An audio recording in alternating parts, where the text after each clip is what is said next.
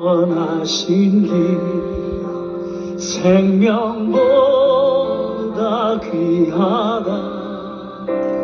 나의 갈 길 다가도록 나와도 나의 영원하신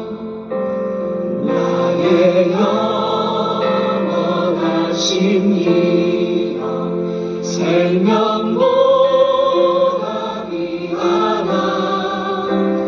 나의 갈 길 다가도록 나와도 되나소서.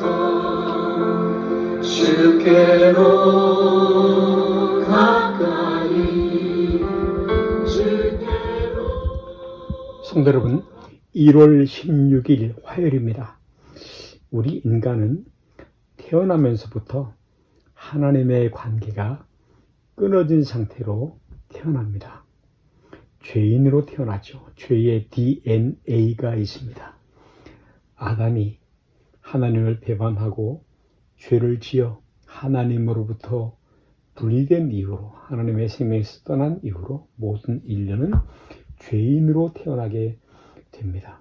하나님과의 관계가 끊어진 상태로 태어나는 것이라는 것입니다. 죄의 허물로 죽었던, 영적으로 죽어있던 상태라는 것이죠. 여러분, 에베소 2장 8절 말씀을 가보면, 그러므로 너희의 허물과 죄로 죽었던 너희를 살리셨도다. 그때 너희가 그 가운데서 행하여 이 세상 풍속을 쫓고 공중의 권세 잡은 자를 따랐으니 곧 지금 불순종의 아들을 가운데서 역사하는 영이라. 전에는 우리도 다 그 가운데서 우리 육체의 욕심을 따라 지내며 육체와 마음에 원하는 것을 하여 다른 일과 같이 본질상 진노의 자녀이었더니, 본질상 진노의 자녀이었더니, 여러분이요, 이것이 우리가 어저께 살펴봤던 말씀처럼 이것이 하나님의 진노 아래, 본질상 진노의 자녀, 하나님의 진노 아래 붙잡혀 있는 이 죄인들, 이것이 바로 우리가 처해 있는 심각한 문제라 하는 말씀인 것입니다. 여러분, 그러므로 성경이 복된 소식, 복음을 전할 때 바로 이 복음은 바로 너희에게 이 하나님의 진노 아래에 있는 그 형편으로부터 유일한 처방이다 라고 되는 것이에요. 복음, 복된 소식, 하나님의 복음, 하나님과 화목을 이루는 하나님의 유일한 이 복음 말이죠. 구원을 주시는 하나님의 능력이라는 말을 할 때 바로 우리가 하나님의 진노 아래에 있다라는 말을 인식하지 못하고 있는 한은 참으로 그 말은 무의미한 말이 되어버리고 말입니다. 여러분, 오늘 현대인들은 그 하나님의 진노라는 말을 듣기 싫어하지요. 그러나 여러분, 우리 신자들은 이 말씀에 대해서 분명히 먼저 알 필요가 있습니다. 정확히 명확히 알 필요가 있는 것이죠. 여러분, 우리의 영원한 운명과 또 하나님과의 관계, 우리 영혼과 영혼, 그것이 있다라는 것을 놓쳐지는 것보다 손해보는 것은 여러분이요, 결코 없습니다. 영혼과 영혼, 그 중요함을 놓치는 것만큼 손해보는 일은 없다라는 말씀인 것입니다. 여러분, 오늘날의 기독교회들은 행복 또는 평안, 기쁨, 또 복, 이런 것들로 하나님과 우리와의 이 심각한 문제들을 슬쩍 외면해버리고 있습니다. 여러분, 그것은 바로 하나님과 나와의 관계, 그 문제, 화목의 문제이고, 복음 전체가 하나님의 계심과 또 하나님의 그 권위로 설명되어질 수밖에 없는 것처럼, 하나님이 우리를 만드신 이상 그 진노 아래에 있을 수밖에 없다라는 그 문제, 그것이 우리가 바로 잊지 않고 기억해야 할 일인 것입니다. 이사야서 1장에 가서 보시면, 들으라 땅이여 귀를 기울이라, 야훼께서 말씀하시기를 내가 자식을 양육하였거늘 그들이 나를 거역하였도다. 소는 그 임자를 알고 나귀는 주인의 구유를 알건만은 이스라엘은 알지 못하고 나의 백성은 깨닫지 못하는도다 하였도다 말씀을 하고 계십니다. 사랑하는 여러분, 이스라엘 역사는 온통 매맞은 역사입니다. 발바닥에서도 머리까지 성한 곳이 없이 상한 것과 터진 것과 새로 맞은 흔적뿐이어들 그것을 짜며 싸매며 기름으로 유하게 함을 받지 못하도다.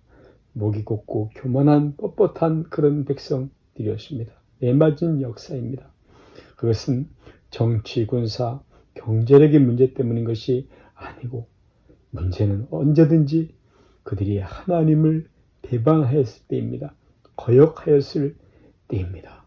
여러분, 구약의 역사, 이스라엘의 그 역사는 우리 인간의 마음에 얼마나 하나님 앞에서의 성실함이 없는가 하는 것이 증거되는 그런 말씀인 것이며 또 하나님의 손에 그 모든 복과 벌의 힘이 있다는 것을 우리에게 잘 웅변적으로 증거해주고 있는 것입니다. 여러분, 하나님이 그 땅을 주시면서 가나안 땅을 주시면서 뭐라고 말씀하십니까?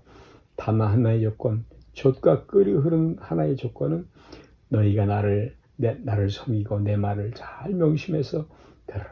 그러면 너희가 짓지 않은 집에 살고 너희가 심지 않은 열매를 먹을 것이다.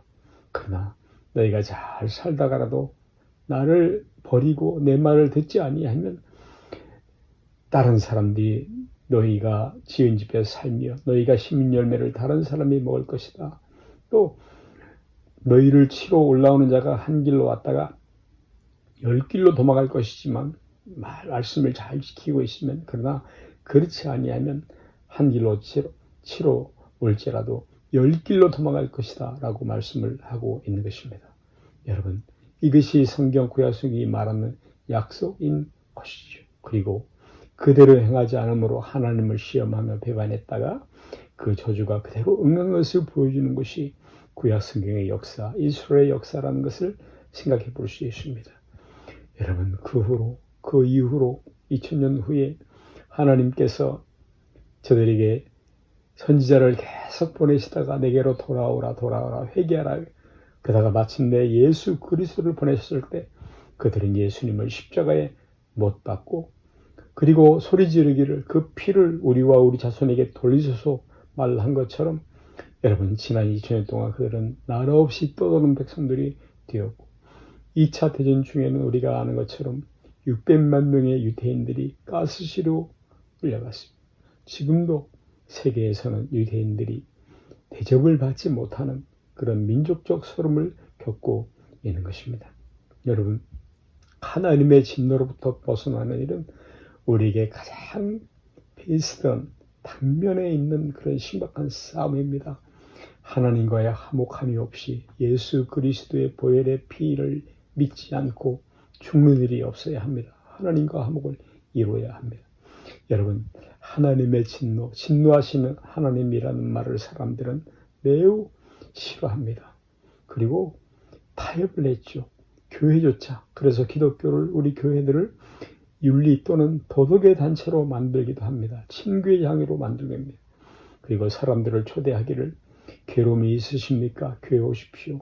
슬픔을 당했습니까? 교회로 오십시오. 라는 식이 되어가고 있지요. 물론 전도의 한 전략으로 그렇게 할 수는 있습니다. 그러나 우리들이 본질적으로 기독교 신앙을 그렇게만 이해하고 있어서는 안 되는 것입니다. 교회는 크리스천이티, 기독교는 하나님과 사람들이, 하나님과 우리들이 어떤 상태로 처해져 있는가, 하나님 앞에서 어떤 상태로 처해 있는가 하는 것을 지적해야 하는 것입니다.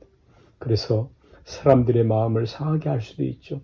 자존심을 깎아내릴 수도 있습니다. 그래서 많은 사람들로부터 좋아하지 않고 또는 미움을 받는 종교가 되기도 합니다.